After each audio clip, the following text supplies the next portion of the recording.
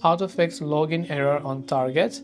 If you're facing any sort of login issues, the first thing you can try to check is your internet connection. If you're using Wi-Fi, you can try to switch your cellular data or vice versa and see if that helps you solve the problem. If that doesn't help you solve the problem, then if you're using the Target app on Android, long press the Target app icon, tap on this I button that will take you to this app info page. Then from here you can go to storage usage, clear the cache files, and you can also clear the data. Go to your Play Store or your App Store and search for the Target app. Check if the app has an update. If it does, make sure to update it to the latest version.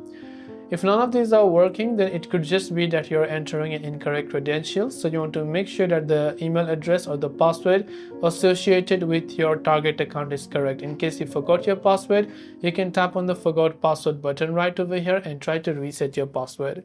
Hopefully one of these may have helped you solve the problem. If you have got any further questions, do feel free to leave them down below. As always, thanks for watching and see you soon in the next video.